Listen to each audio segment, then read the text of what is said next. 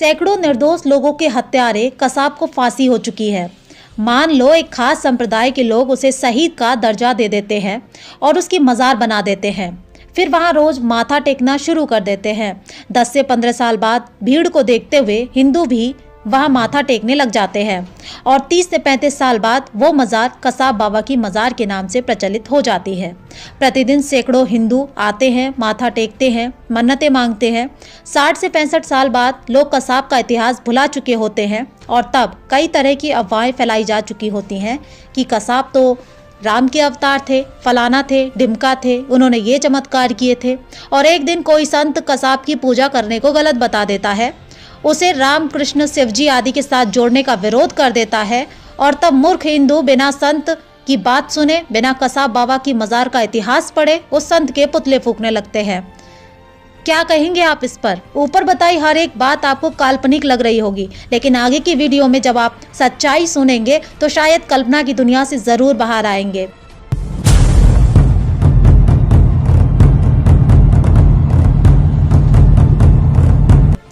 दोस्तों, पूर्वी उत्तर प्रदेश में एक शहर है जिसका नाम है बहराइच। बहराइच में हिंदू समाज का सबसे मुख्य पूजा स्थल है गाजी बाबा की मजार। मूर्ख हिंदू लाखों रुपए हर वर्ष इस पीर पर चढ़ाते हैं। इतिहास जानकर हर व्यक्ति जानता है कि महमूद गजनबी के उत्तरी भारत को 17 बार लूटने और बर्बाद करने के कुछ समय बाद उसका भांजा सलार गाजी भारत को दारुल इस्लाम बनाने के उद्देश्य से भारत पर चढ़ाया था। कुरान के हिसाब से दारुल इस्लाम का मतलब होता है कोई भी देश 100% मुस्लिम जनसंख्या वाला होना चाहिए। वो पंजाब, सिंध, आज के उत्तर प्रदेश को रौंदता हुआ बहराइच तक जा पहुंचा। रास्ते में उसने लाखों हिंदुओं का कत्लेआम कराया, लाखों हिंदू औरतों का बलात्कार किया, हजारों मंदिर तोड़ डाले। राह में उसे एक भी ऐसा हिंदू वीर नहीं मिला जो उसका मान मर्दन कर सके, इस्लाम की जिहाद की आंधी को रोक सके। परंतु बहराइच के राजा सुहेल देव राजभार ने उसको थामने का बेड़ा उठाया। वे अपनी सेना के साथ सलार गाजी के हत्याकांड को रोकने के लिए जा पहुंचे। महाराजा व हिंदू वीरों ने सलार गाजी और उसकी दानवी सेना को मूली गाजर की तरह काट डाला। सलार गाजी मारा गया, उसकी भागती सेना के एक एक हत्यारे को काट डाला गया। हिंदू हृदय राजा सुहेल देव राजभार ने अपने धर्म का पालन करते हुए सलार गाजी को इस्लाम के अनुसार कब्र में दफना दिया। कुछ समय पश्चात तुगलक वंश के आने पर फिरोज तुगलक ने सलार गाजी को इस्लाम का सच्चा संत सिपाही घोषित करते हुए उसकी मजार बनवा दी। आज उसी हिंदुओं के हत्यारे, हिंदू औरतों के बलात्कारी, मूर्ति भंजन दानव को हिंदू समाज एक देवता की तरह पूजता है। सलार गाजी हिंदुओं का गाजी बाबा हो गया है।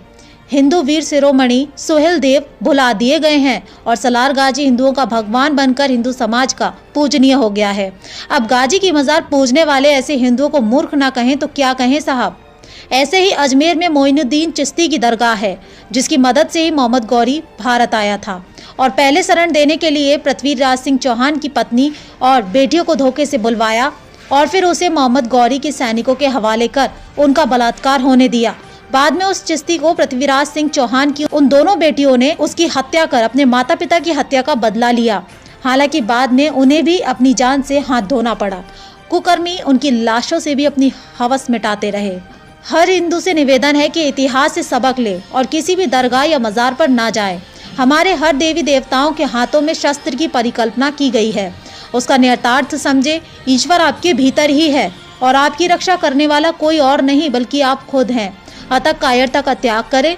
शूरवीर ही धरती पर अपना अस्तित्व बनाए रख सकते हैं। जब जीवन में शेष कुछ ना बचे तो भी बहुत कुछ बचता है। हम अपना जीवन राष्ट्र और धर्म को समर्पित कर सकते हैं। आपके बच्चे भले ही आपकी बात ना माने, लेकिन हो सकता है कि किसी को आपके विचार जरूर अच्छे लगे। फिर मिलूंगी एक और ऐसी वीडियो के साथ। तब तक के लिए जय हिंद, जय श्री राम, वंदे मातरम।